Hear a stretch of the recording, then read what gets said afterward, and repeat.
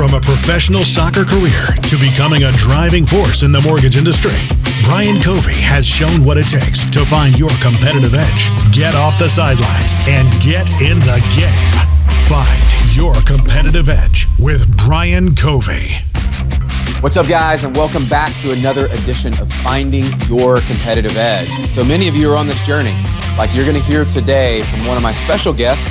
We're actually getting to flip the script a little bit. I was on Rob Cressy's podcast, and we actually got to talk about some of the things I believe have helped me find my competitive edge and flex that. But today, it's going to be all about Rob, because not only has he completed two different 75 hard challenges, he's also done Live Hard, done a marathon. We're going to break down some mental toughness things that I think in today's market are highly important for you to win and succeed.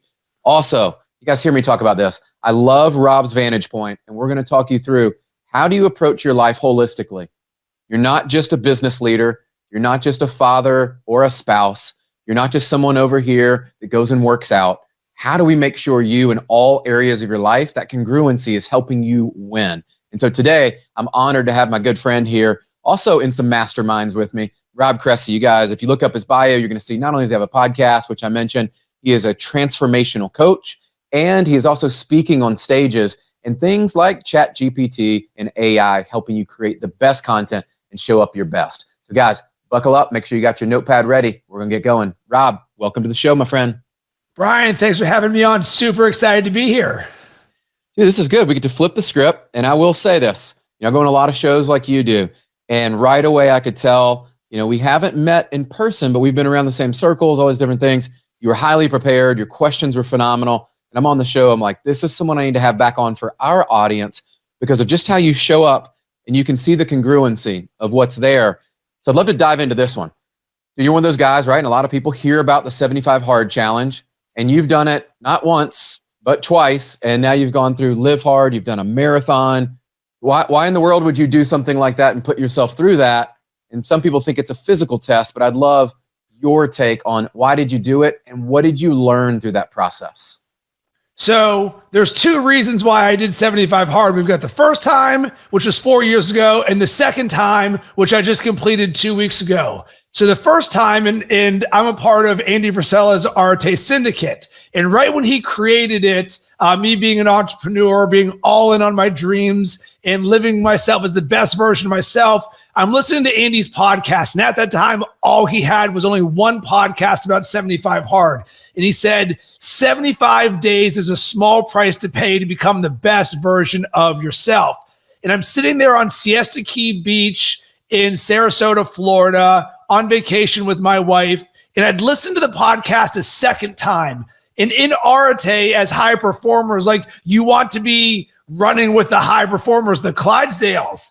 But I wasn't interested in doing 75 Hard. So I sat there a second time and I was like, why am I not interested in doing this? And at the time I'm living in Chicago and I'm like, I know why. It's about to be summertime shy. Cubs games, Lollapalooza, street festivals, vacations, partying with my friends. I have every reason why I do not want to do this.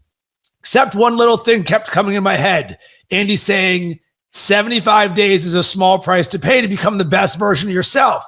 And I sat there on the beach, sitting in the chair, and I was like, how can I be all in on my dreams and living the best version of myself and even coaching people on this stuff? And here's this thing from this guy who is one of my mentors that says, I guarantee you'll be the best ever if you do this. And for the reason that I did not want to do it, I saw it as weakness in myself. And I was like, all right, I'm doing it because I've got a hole in my game. Clearly, the thing that I want to be, I'm not willing to do. So let's go. So I moved forward in the name of discomfort. I did 75 Hard 4 years ago, and it completely changed my life. And it was one of, if not the best things I ever did. Dude, I love that. So you did it 4 years ago, and I remember that. And I think we joined Arte around the same time. And it's one of those, when you've done it once, I'd love to know because I've got some friends and they've done it a second time. And that's enough time in between. Was it the same intention or were you looking for another breakthrough? Completely different. I actually had no desire to do it again because when I did 75 Hard the first time, I kept the party going and did the entire Live Hard program. And I did it flawlessly without missing a single day. because Andy says when you go all in, it'll change your life. So I legitimately went all in. 75 hard was more important to me than my business. Of course, this doesn't mean that I wasn't doing business. It just meant the second I woke up and the second I went to bed, 75 hard was on my mind because I truly wanted to get everything out of it. So fast forward to what would have been a little bit longer than 3 months ago.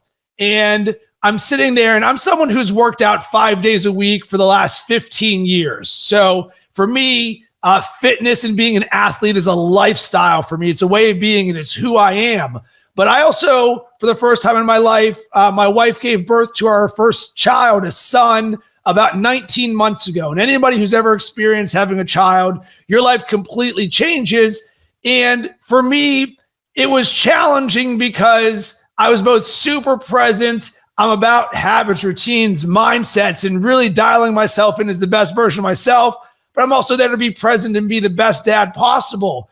And I started to notice something 3 months ago, that my self-talk was slipping a little bit. And when you're at the highest level, we're fighting for inches. And Brian, people like you and I, we're a lot more aware of our self-talk, our intentions, our habits, our routines. So what would be slipping for me, for somebody else, it almost seems like, what in the world are you doing? You're already so dialed in. But this is a one-of-one game, right? So with that, and for the first time, I got back from the gym and I took a shower and I looked in the mirror, and I've always been cut. And I had a question mark for the first time. I'm like, am I still cut, or is that growing into something else? And for the first time in 15 years, that was the conversation. I've always loved the way that I looked because I pay my dues to make myself look good. So I just started auditing myself, and I'm walking the dog, and I'm like, man, I'm waking up a little bit later because maybe the baby's up later, whatever the excuse is. It's just an excuse, but I'm starting to get up a little bit later, and my self-talk isn't as good, and my workouts aren't as long, and they're not as intense. And like I said, I had no desire to do 75 hard again. This is nothing on my radar, except all of a sudden, a little birdie pops into my head, and it goes, hey, Rob, what about doing 75 hard? And just like when I was sitting there on the beach in Siesta Key, I knew what that meant. I was like, all right, I know what that thought means. So I'm like, all right, let's be very pragmatic about this. I was like, if I decide to do 75 hard, what does that mean? Well, one, I know I'm signing up for hard for the next 2.5 months. Number two, all of the goals that I set for myself this year will be completed. There is no doubt about that, because this program will completely change the momentum of how I feel right now. And with that, I was like, oh, are you kidding me? I convinced myself, despite not wanting to convince myself, on 75 hard, because I knew what I was signing up for, and I also knew what I was signing up for. So I was like, listen, I'm going to give myself 1 day. And if I still feel the same way tomorrow that I do today, then I'll do it. And having been through this experience before, this wasn't a delay because I'm not ready, but this was hey, this is a commitment thing. Showed up the very next morning, boom, first thought in my mind, 75 hard. I was like, what are you doing, dude? Like, really? You're not going to do this. You're going to think about it. You're going to know the results, and you see the vision of what's possible for you. And you have a son that you're a mirror for, and you're telling me you're not going to do this. And I was like, all right.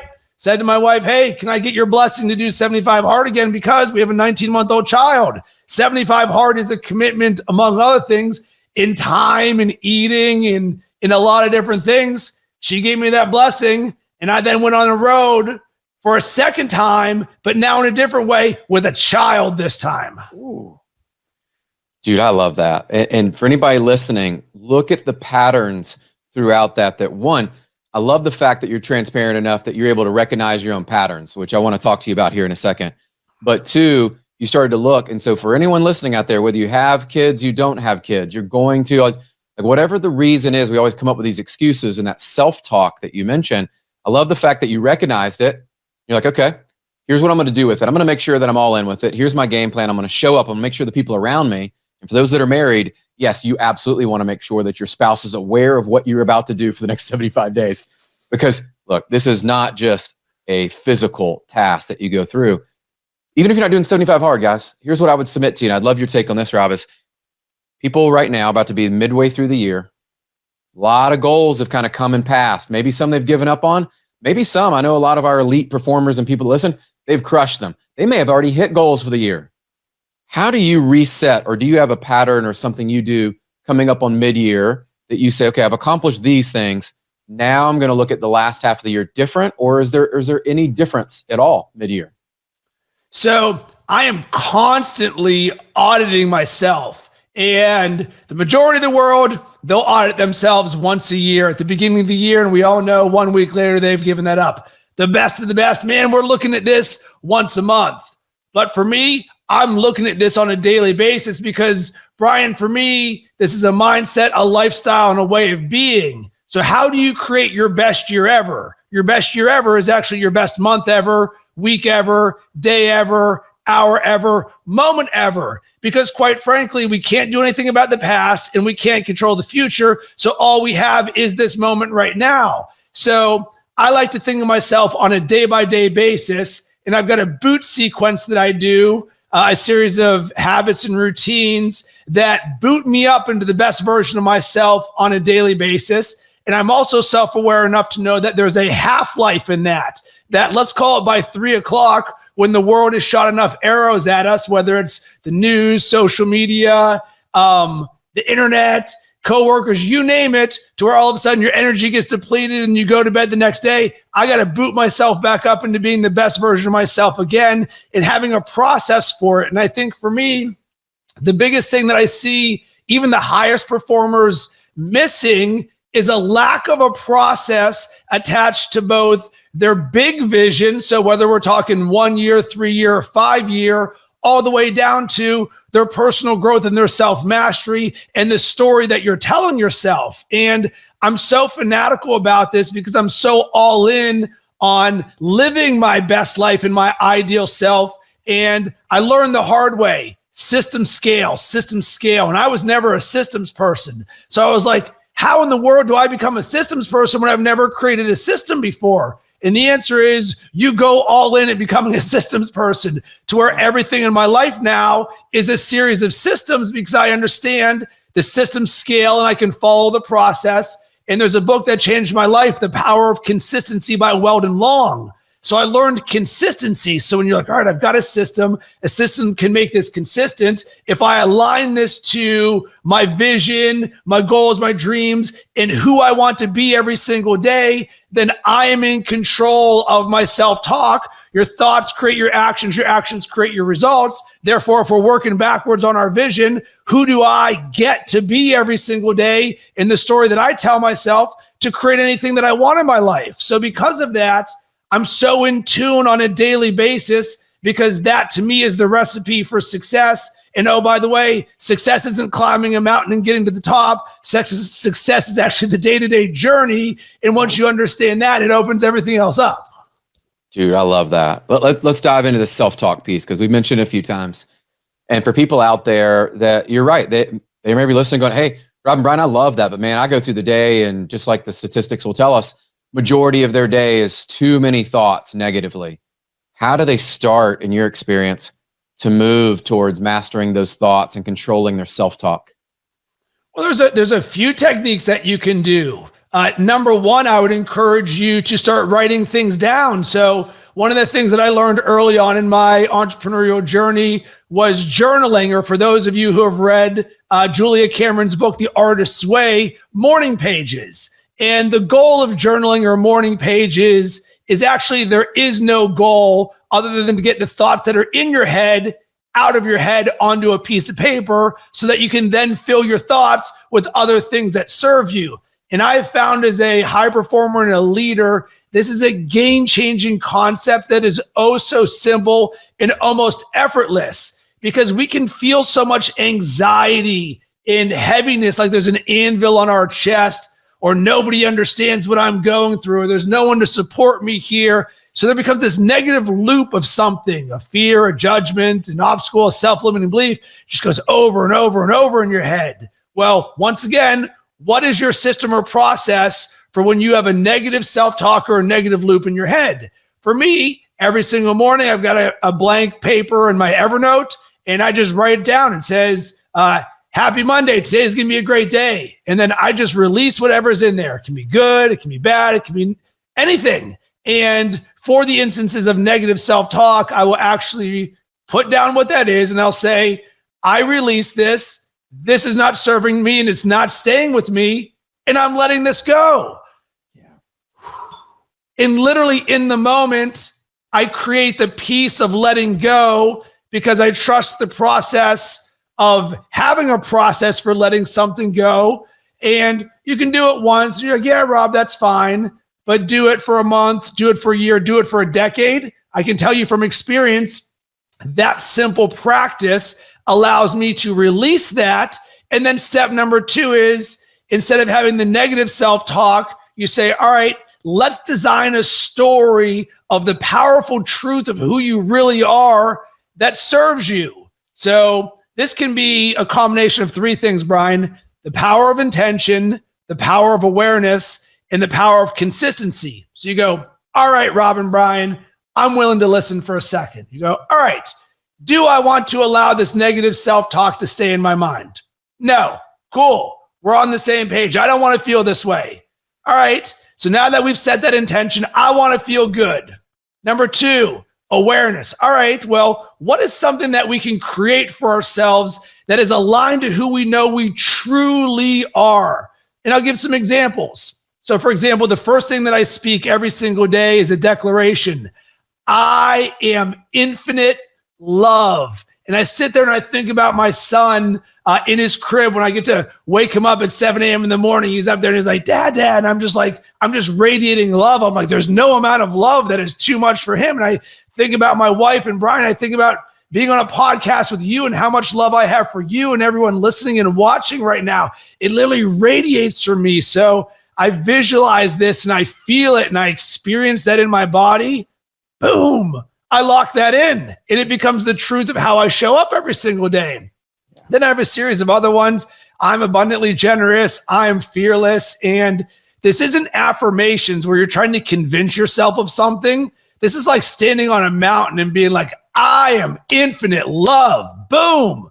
I'm declaring this. And when you declare that truth, you can step into that power. Because guess what? We're not talking about any longer. That negative self-talk that was previously not serving us. So now, once again, this is going to become circular. We go back to what is our process for removing the self-talk and replacing it with the powerful version of yourself.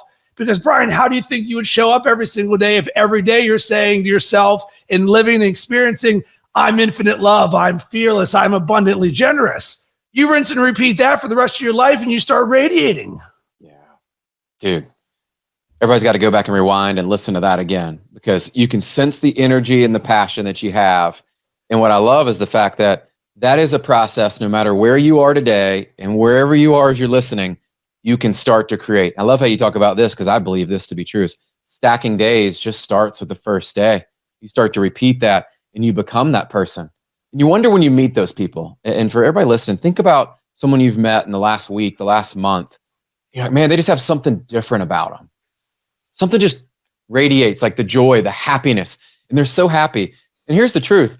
They may not have the same amount of money as someone else you met. They may not have the same amount of what the world says as success. They may not have the level of fitness, whatever you're measuring them by, but they're doing the inner work, which guaranteed that inner work starts to permeate. And then you start to see them attack goals in their life as they've gone through.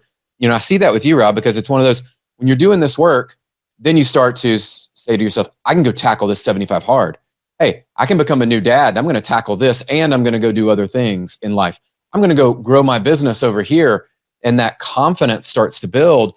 And I wrote this down as I was prepping for this with you. Is to me, this becomes like a muscle, like mental toughness to me, right? Is a muscle that you build over time. And you can only really learn it by having the setbacks or things that don't work and the things that you realize, okay, I'm here, but I need to battle through to get to this spot. What role and how do you look at mental toughness within this? Well, to me, this is all around the habit of being, creating your being in who you are every single day. And when you're designing the best version of yourself, there's going to be a variety of buckets that you tap into, from creative to high level to loving to caring to generous. But on the mental toughness side of things, this is an area that I specialized in by design. And I have not always been this person. So who you're hearing right now, 13 years ago, I was the complete opposite of this person. I was a work hard, play hard, ad sales party bro who filled up only 2 buckets of my life: business and money. And then I just partied and had a ton of fun. And it was great, but I was not living holistic. I was not healthy the way that you and I would consider that there. I was certainly not investing in my personal growth. I was not reading. I was not listening to podcasts. I was not investing in coaching programs. And it wasn't until I went down to zero and went all in on being a full-time entrepreneur and creator, where, and Brian, you and I talked about this on my podcast, where I discovered self-awareness and became self-aware and then adopted a growth mindset. And it's a very humbling experience when you go from making good money to $0 overnight. No clients, no website, no anything. And you're like, wow, everything's on me. So the way that I created this mental toughness in myself was because I was all in on my dreams. And I said, all right, I see the statistics. After 3 years, 90% of businesses are no longer in business. And I'm like, all right, how do I not be one of those statistics? And there's only one thing: don't quit. All right, how do I become someone who specializes in not quitting? And I'm like, well, there's probably a few things, but number one is belief in myself. As long as I believe in myself and my dreams that I can do anything, then I'm not going to quit. All right, so belief to me is a commitment anchor. And belief, of course, is going to run through mental toughness. And the next thing that happened, and it is a book that changed my life, The Obstacle is the Way by Ryan Holiday. And what it essentially talks about is how you can turn obstacles and adversity into opportunity. What stands in the way becomes the way. So much so that I wear that on my necklace right here as a constant reminder. Because Brian, we both know this. Business and life is filled with a series of obstacles and adversities and roller coasters, things you can see and not see, be prepared for and not be prepared for. And everybody's good when things are good. But I like to be measured by how I operate when times are the toughest. Therefore, I'm someone who seeks out discomfort in the name of being better when discomfort happens. And one of my favorite quotes is, prepare for what's difficult when it's easy. So we all experienced what it was like a few years ago when the pandemic hit. And for the large majority of the world, that was a very challenging time, myself included. But I'm also an entrepreneur, so I just saw that as another of a series of obstacles in my way. Insert brand new baby, another series of obstacles. And so often people fail to realize the long-term nature of this sort of mindset that, oh man, it'll never happen to me. And then all of a sudden, whoa, how did that happen? And that is why we make the deposits every single day to do things like going to the gym or doing 75 hard in the name of mental toughness. Yeah, I love that. Well, and when you think about, for everybody listening, there's been experiences through your life. There's been things that you have overcome. And I love that you talked about earlier was writing those things down when a thought comes in. And also think about, throughout my journey, I would write things down as a reminder of, okay, here's what I have overcome throughout my life. Here are the things, and for many of you, whether you've overcome addiction, you've overcome, losing weight, you've overcome having a job loss, losing money, whatever it might be, think about all the things that have led you to where you are. And you haven't come that far just to come that far. And you're chasing this elite version of yourself that I keep hearing this theme and pattern as you're talking is you're consistently stacking who you once were and building this new version over and over moving forward. I think that's where people get stuck. So I'd love for you to speak to this because what I continually hear you say is, okay, I got to here. Now I realized I've got to do this. Okay, I got to here. Now I've got to do this. And for people that maybe today, they're like, Rob, dude, I'm stuck. I've maybe achieved some level of success, but is this it? What would you say to them? The first thing that I would say is to audit your language, because anytime you say the words I am, you immediately have my attention, because whatever you say after that is going to tell me the truth of who you are. because I am is an identity statement. So the first thing that I would always say, and I say this to my coaching clients, is to audit your language. You got to be very careful what you say around me, because I hear and see you as the best version of yourself every single day. And I would never allow you to speak to yourself that you are something that is self-limiting. So I am stuck. While I certainly understand it and I've experienced it over and over again, you're also speaking into the world the life that I am stuck. So the first thing that you do to not be stuck is remove from your language that I am stuck, even if you feel it there. And the words I am, and here's another thing, don't say I am not, because we don't want to create the identity of who we are not. That's right. That I am gives you the ability to say, I am powerful in all areas of my life. All right. If we literally just did that, Brian, if we took someone from I am stuck to speaking, I am powerful in all areas of my life, and not in a fake way where I'd be like, all right, Brian, I want you to tell me an experience in which you've showed up powerfully in one bucket of your life so that you can anchor in that and know that it's true.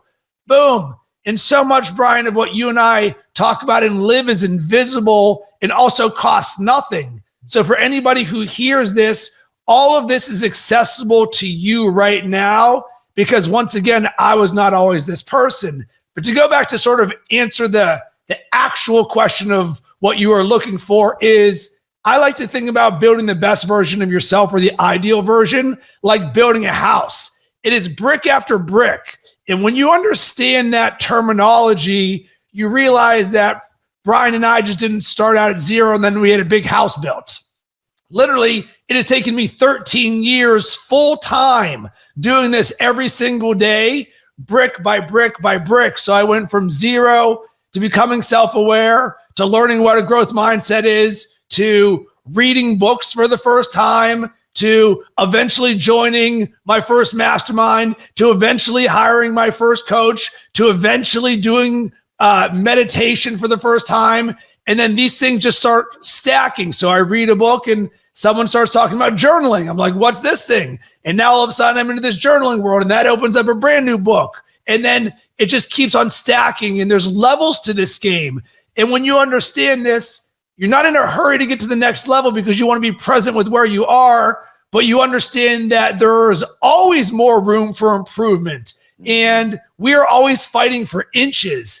And when you can understand that, you're always on the lookout. So now this becomes about self-awareness and listening, and you're in charge of every single aspect of your life and every single moment of your life. So then you start auditing your inputs, and you're like, well, all right, well, I'm not watching the news anymore. I'm instead going to listen to Brian's amazing podcast because I get inspired by it and it helps me better. All right, that's an inch, that's a brick. And then you hear somebody, oh, I'm going to read their book, and you start stacking these bricks, and success leaves breadcrumbs. So just keep being about that life, and then go back to the power of consistency and say, what is my system or process for doing this? And just do one at a time. Don't get overwhelmed by who I need to be or who I need to catch up with.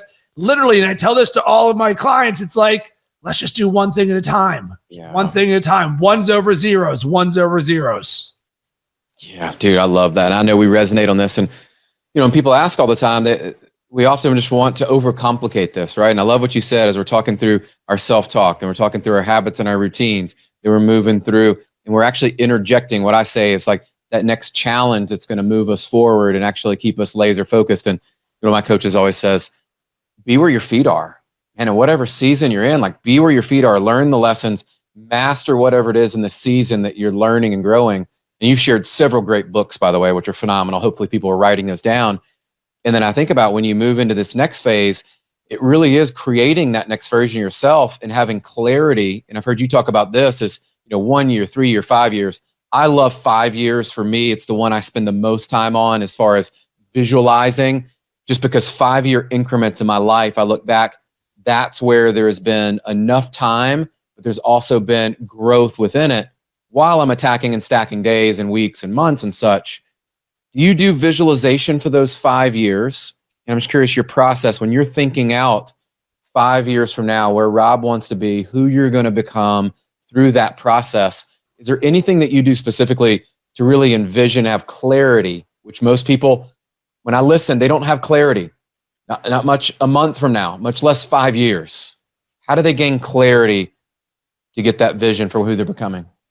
100%. And what I would love for you to do is to give yourself the gift of dreaming and vision, because so often we get so caught up and be overwhelmed by the number of things that we have to do that, you know what, Rob and Brian, I just don't have time to work on my vision, or I'll get to it someday. Sound familiar? But this is the sort of thing that is the game changer. This is the next level that gets you to the next level. And it always makes me chuckle that people don't have time to learn the thing that'll create more time for them. And this is the same sort of thing. So, all right, once again, what does this formulaically look like for us? And I use the term give yourself the gift because I remember early on in my journey of as an entrepreneur, where I felt very alone because it was my dreams. And people would often say to me,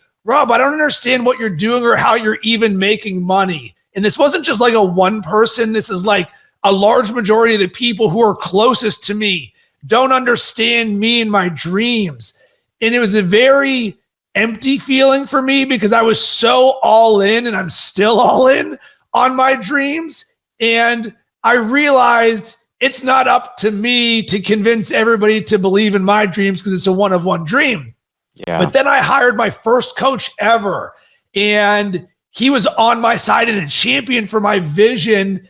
And it almost made me emotional in the very first coaching call where he's just like, Rob, tell me about your dreams. And I felt like this entire weight just get fallen off of me, where finally someone was willing to listen and be a champion for me. And I could share my dreams in such vivid detail. And I share this story because I know what it's like to not feel supported in building your dreams, where nobody else gets you, where you're a one of one. And creating your dream starts with clarity. So you write it down and you give yourself the gift of 30 minutes or an hour. Let's keep this nice and small so you can do this. And you say, you know what? I'm just going to take this Friday and it's going to say Rob's dreams, and boom, I'm going to go somewhere. I can go in my backyard. It doesn't matter where. And I'm just going to sit there. I'm going to write down and say, what does 5 years from now look like? There is no filter whatsoever, because that's what a dream is. And step one is just getting that on paper. And as you mature in this process, you start to learn how to shatter your belief ceiling of what is possible for yourself, to where this small dream starts to get a lot more clear, and you start to think about your health, wealth, love, happiness in these various buckets of your life. So now you're not just living a money or a business dream, but now you're starting to get very intentional about each of these things. And now you're starting to bring life and vision to this. And this is where people have vision boards. But you know what, Brian? I never related to paper mache vision boards because I'm not that guy. I don't cut out magazines with things and put it on my wall. I get it, and I wish I was that person, but I wasn't. So I had a resistance to vision boards because I wasn't that guy. But then the phone existed, and I was like, man, I'm always touching my phone. Why don't I just create a digital vision board? So the next thing that I did is, in a similar gift, I gave myself an hour where I'm like, all right, let's just fill up, open my iPhone, click new album, titled 2023 Vision Board. Boom. Start getting pictures that are aligned to the written down vision that I've created there, and just start putting them in there. And then I understand, all right, well, at the end of my day, I want to make sure to prime my mind for when I'm asleep so that my mind starts working on the things that I just looked at. So some people are going to go to bed and watch the news or social media. They're thinking about a bunch of crazy things. I'm going to go to bed looking at all my dreams and visualize myself in them. Therefore, my mind will start working on this when I'm asleep. We'll use the power of consistency, rinse and repeat this every single day. And this isn't a heavy lift because this is our dreams. These are the things that we want to do, and they're filled with emotion and love. And now you can start to visualize this. And once again, use the power of consistency. And Brian, you're going to hear me saying the same things over and over and over again because it is literally this simple. Do one thing, rinse and repeat. Next thing, next thing, next thing. So that's what I do for my vision. I'm curious to hear from you. Dude, I love that you said the vision board because I tried it. It was not my jam. And so I've used visualization since I was a young athlete, teenager, and all that. My dad taught me for sports, right? That's how we learned to compete at a high level and went on and played. And I recognized in professional athletes, and it's no different as a dad, as a business leader, an entrepreneur, what I've realized, the people that can tap in to more of their subconscious brain and understand the power that exists there, and you understand the world you can create. Some of the things I don't want to miss is you talked about going to bed. I'm the same way. I don't watch the news. I curated my social media, so I only follow. And my feed, people talk about social not being a great feed. Rob, I don't know about you, man. My feed is phenomenal. It is people like yourself that are amped up on life. They're chasing their dreams. Their dreams aren't my dreams, but I love to see other people going after theirs. And so my vision, I've blocked it into these 5 years because I went back and looked. We got married at 25. We had our first child at 30. I had a huge career promotion at 35. When I turned 40, I had some breakthroughs in my fitness and other areas. We had our third child, like 5 years for me. I don't know what it is, but I go back over my life and I go, man, 5 years is short enough, but it's long enough to create massive impact to where I would tell somebody listening, if you hear what Rob and I are talking about, and it doesn't get you fired up and excited about looking at your dream and going, how do I get to there? How do I help these people over here? That's my dream. It ain't your dream. You haven't owned it and you don't have clarity around it yet. Because when I wake up, I have the same feelings you do. But when I refocus towards what that vision board is, and I go, in 5 years, here's where I'm going to be. So that requires me today to do some things. If I don't do them, no one else is coming to do them. So I love what you said. I do 90-day sprints. And so you'll probably hear that quite a bit. And then I'm rechecking, like right now, that's why I asked earlier, is that check-in? Because we're coming up on a 90-day sprint for myself. And I'm going to review. I'm going to celebrate a win, which I believe is happening, and it has happened. And then I'm going to move forward into the next 90 days. So that's how my vision has worked through. And I love hearing you share that because I think a lot of people are going to relate to your story. And I love how you said this. It is simpler than a lot of times we want to make it out to be. And I would encourage you to think about this. You said something earlier, Rob. I'd love for you to talk about this. Is you started to take things out of there. Like you don't watch the news. I watch how often people are just scrolling TikTok. Maybe they're just binging out on Netflix over here. Maybe they say, I don't have time to work out. But if we were to look at your calendar, the truth is you got 30 minutes a day. You got an hour. You probably actually have 2 hours if we really said that was a priority for you. So how do you, because you've talked about habits and routines, I'd love for you to break down your day and your week so that you're consistent and you're winning your day.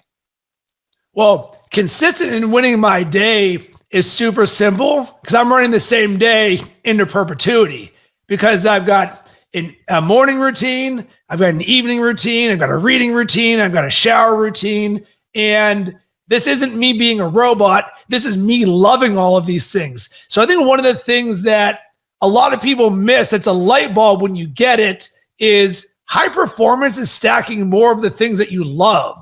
So I look forward to reading the personal growth or the leadership or the creativity book in the morning. I look forward to listening to Brian's podcast or following him on social media. I look forward to meditating and creating more space in my mind by not thinking about any of these things. So you start to stack more of the things that you love in your life.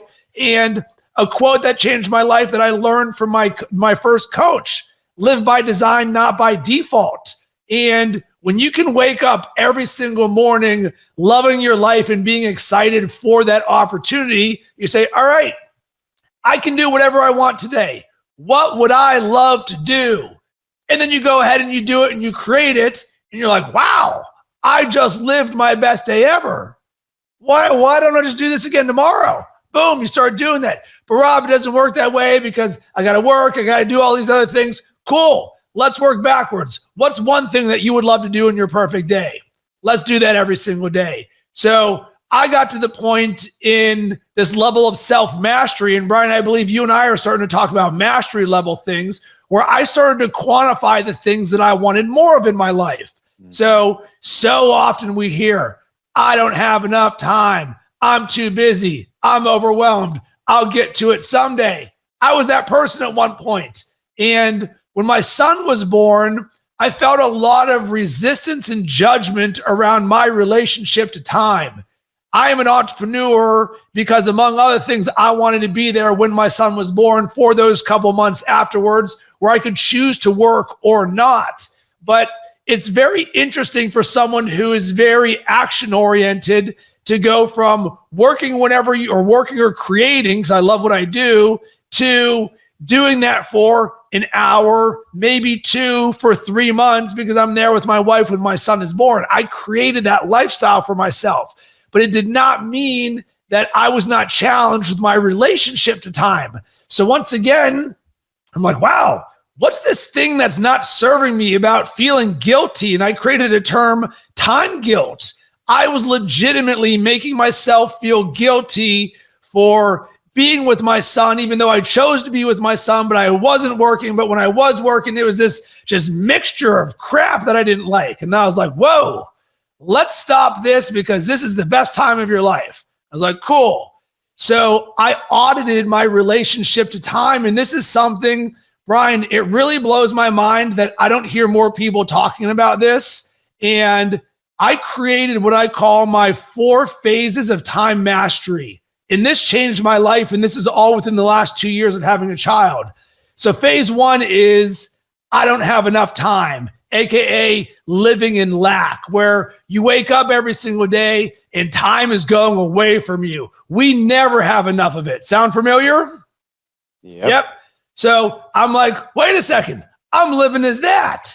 What can I do to just throw that in the trash? Because that's also invisible, by the way. No one's making me feel that way. It just is what it is. So I was like, well, what if I just showed up every single day as I am, that I have more than enough time to get everything done? Where even if I don't get everything done, what if I just create the state of being to myself and the story that I'm telling myself as, no, Rob, you always have enough time. I was like, that actually makes complete sense because the other one's not serving me. This one creates me in an abundant mindset. So I went from scarcity mindset and being a victim to time to an abundant growth mindset. I'm like, oh, that makes complete sense. In that moment, boom, you will never hear me say again in my life, I don't have enough time, because that's just a self-limiting belief. So boom, I'm like, man, I'm loving this life. I've got all this time in the world. And I'm listening to a song that I've heard 50 times. And I'm in the car and all of a sudden it says, and time is just a blessing. And I'm like, time is just a blessing. What's up with that? So when I got home, I pulled out my notebook and I wrote down all of the ways that time is a blessing in my life. And I was like, oh my God, how did I not see this before? I was like, time is a blessing when I spend it with my wife and my son, and when I'm playing basketball or I'm running or I'm playing golf or I'm on a podcast with Brian and I'm sharing content. And I was like, oh my God, look at all the blessings that time gives us. So I got to the 3rd level of time mastery of I'm no longer, I don't have enough time. I'm not only that I have more than enough time, but I now see time as a blessing. This is like a vision. This is a state of being. So I'm like, oh, baby, let's go. There's blessings everywhere. So now I start to see my blessings in how I use time. And then in the 4th level of time mastery, I'm on a coaching call with a client. And he says, Rob, every single week, my wife is late. And she shows up late for dinner. And immediately when she's late, I get angry and it ruins our dinner. And I don't want that anymore. So I would love to create not being angry with my wife when she's late. I'm like, cool, let's do this. And I'm like, all right, well, the thing is, you can't control if your wife is late or not. What you can control is how you react when she is late. So how about you try this for me? The next time she's late, I want you to dance with her. He's like, what? I'm like, right, crazy, I know. But I want you to dance with your wife the next time she's late. He's like, all right, dude, I'm in. Let's try it. He comes back the next week and he's like, Rob, you won't believe this. My wife was late last Friday when we were about to go to dinner. And she came out and I started to dance with her. And she started laughing. And he's like, babe, what are you doing? And he goes, babe, I'm dancing with time. And the light bulb went off for both him and me. The 4th level of time mastery is I am that I dance with time. Because imagine a song comes on like No Diggity from Blackstreet or something. And sometimes you're moving this way and sometimes you're moving this way. And you can dance with time throughout your life because we're always so rigid with time. And life is going to be filled with a series of ups and downs. But your ability to dance with that time and create with it and see it as blessings and live in the abundance of it, when you come from that standpoint, it will change your entire life, especially when you live by design. Okay, that's one of my favorite things that anybody shared, because I think you went through that one. I didn't see that one coming. And it's one that I think a lot of people relate to where they are today. But hopefully you also caught a glimpse and a vision of this man and this woman dancing with time and yourself. How freeing would it be where you're in control of your time? You have plenty of it. You're controlling where it goes. You're in control and you're having fun in every moment that's there. And I love that you said this too, is it not being so rigid, the way that people think of time and like blocks. Okay, it's 3:00 until 3:30. I'm going to do this. And man, having some fun with this. So thank you for sharing that. That is a beautiful way to think about time. And for everybody listening, write down where you are right now. Honest assessment. Where you are. Where do you want to be? And hopefully you all want to be level 4 that Rob was going through. In that last phase, think about what would it take for you to move from where you are through those phases and get to that 4 to where you're there. And look, like you said, it may just take that one step of, hey, this person's late. I'm going to dance with them as that starts to happen, right? Or when my child or someone is late, or my favorite team member, that's always late. Maybe you just respond the next time that happens differently, because it will happen. It will. After you've heard this, you will start to see it like the white car. You will see it everywhere in how it responds. I'm going to go back and rewind that and make some notes. So before we wrap, I want to shift gears completely, because you've got a podcast, you're speaking, you're coaching people, you're into the content creation. A lot of people that listen to this are working on building their brand. They're hearing about this ChatGPT stuff. They're hearing about all these things like, should I use it? Shouldn't I use it? I don't want to be a robot. I don't want to do this. I don't want to do that. Give me just a couple of tips today, tactically, how you guys are using ChatGPT, how people that are out creating content, sharing their message, showing up in the social world. How are you guys seeing that leverage best today? And how could someone start to implement that to help themselves in their business, or even some of the things we talked about today? Beautiful segue, because the first thing that I would say is actually around your relationship to time on learning ChatGPT. Because here's the thing that is stopping the overwhelming majority of the world. Brian, you and I, as high performers, we've got a lot going on. We've got families, businesses, health, wealth, love, happiness, all that stuff. How in the world am I supposed to create the time to learn something new that I don't even know about, and I don't even want the robots to take over? So we create this resistance that I don't have enough time to learn ChatGPT. Well, the good news for me is every time somebody says that, I'm like, peace, I'll see you on the other side, dog, because I am all in. And this will help frame all of this. I started using ChatGPT back in November, the first week that it came out in beta. And within the first minute of me using this, I felt like I just used the internet for the first time. I was like, holy smokes, this is going to change the world. I'm all in. And when the rest of the world was sitting there saying, oh my God, look, I can write a blog post that sounds like Daffy Duck. Me as a creator and entrepreneur, I'm like, how do I turn $1 into $1.50? I immediately saw ChatGPT only from the lens of business growth. And Brian, you'd previously talked about how there's certain things that don't belong in our life. We don't watch the news. We don't have these negative inputs, the things that we're not getting distracted by. Well, imagine if you just came from the standpoint of leveraging ChatGPT for business growth.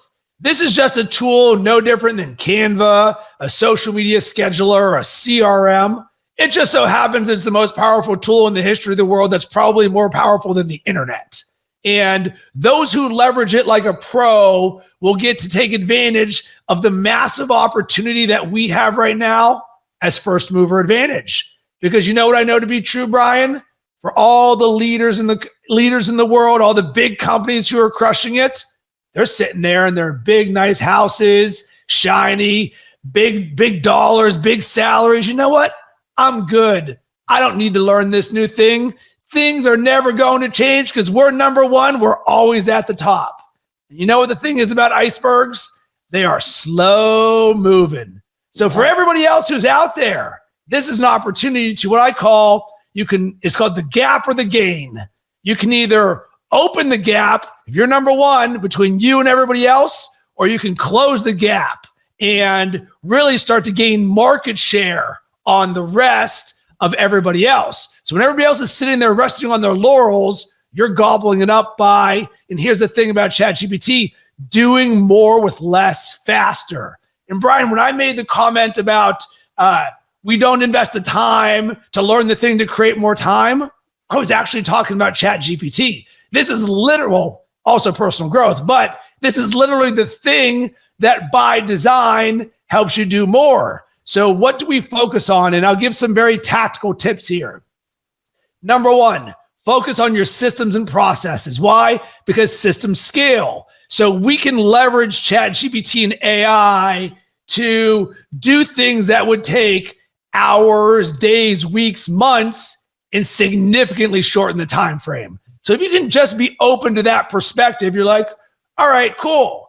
Here's the next tip. And this one will completely change your experience of it.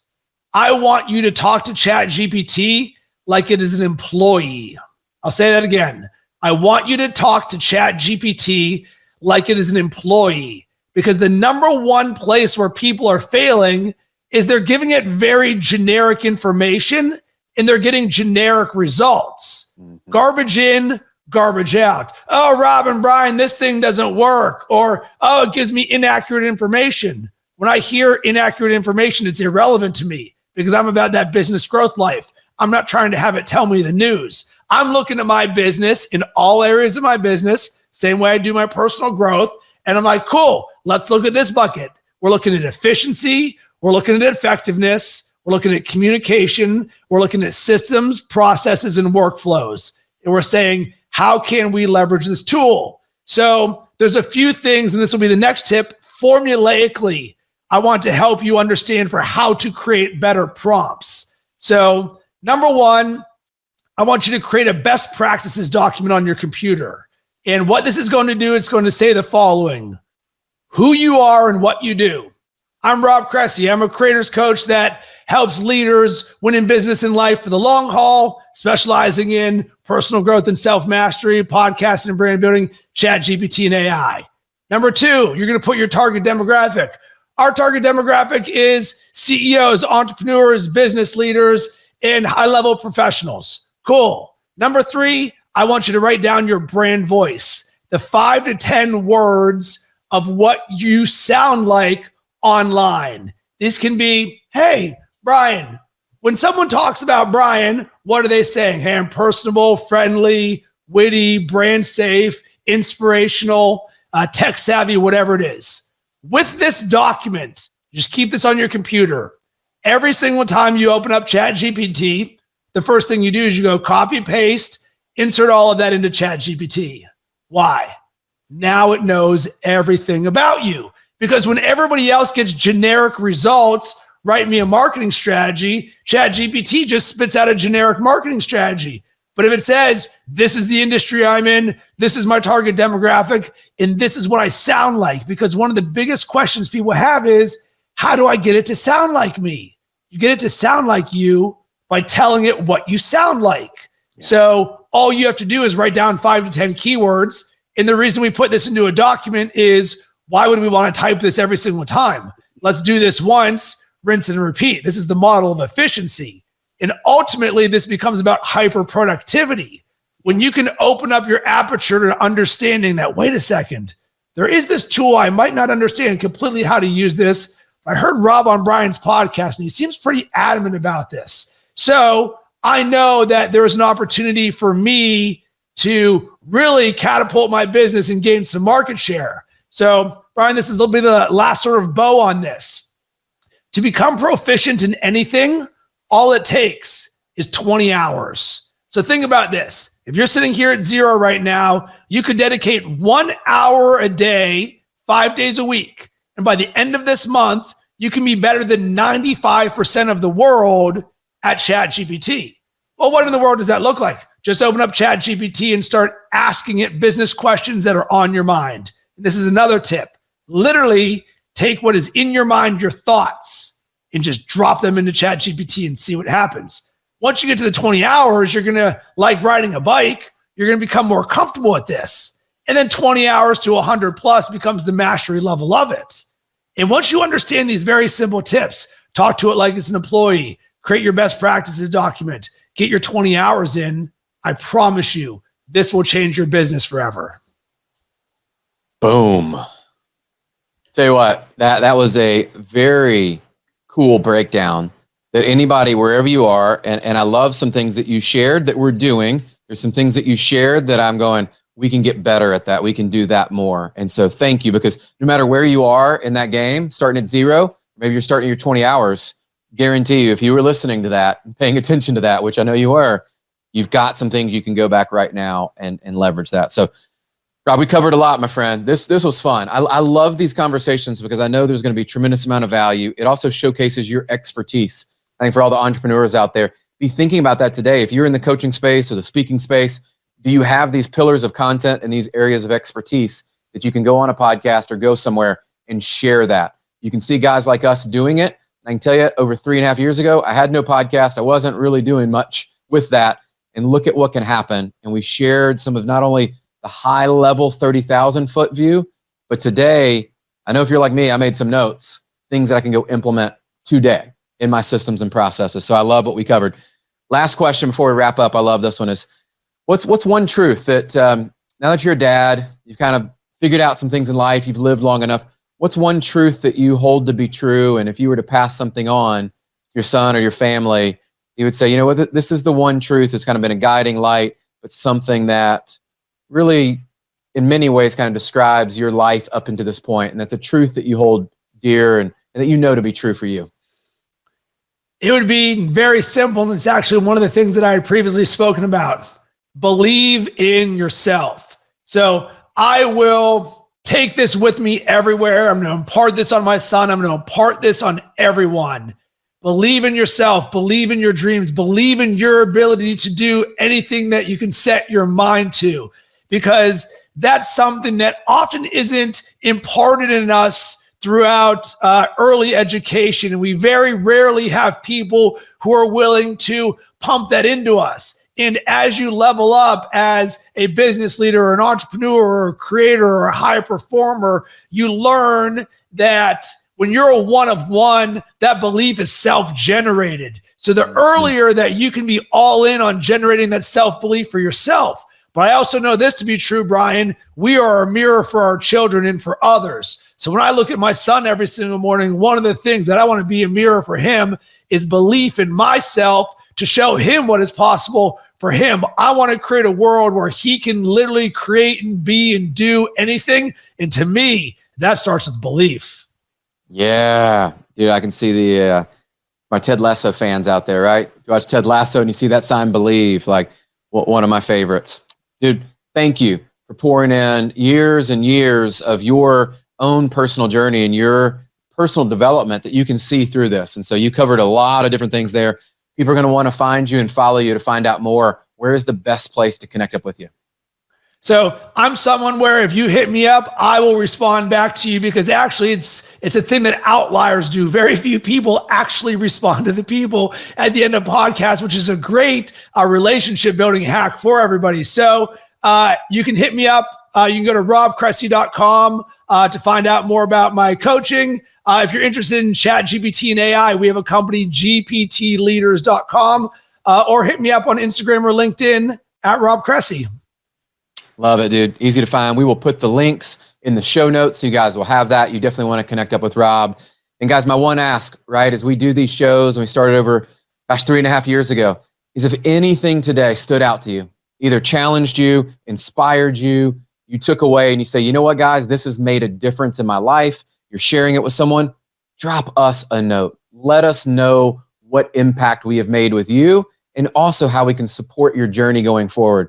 As Rob shared, there's people that reach out to me after these, and I applaud you guys because there's been friendships made. There's actually been some business deals. Ironically enough, through people reaching out, we come to find out that we have a lot of the same core values and beliefs. So drop us a line. Make sure you like, subscribe, do all that fun stuff over on YouTube. Go to Apple Podcasts and leave us a review if this has made a difference in your life, and share it with somebody that you care about. Because today, I know this is going to be a show that we covered a lot of things that's going to be able to help someone, including yourself, move forward into that best version of yourself. So this has been another episode of Finding Your Competitive Edge. Guys, I believe for all of us, we're on a journey to find what our edge is. And once we find that, we're able to use that in the service of other people and use those God-given gifts, talents, and experiences to bless other people. So let's make sure we do that today, and we will catch you on the next episode. Cheers.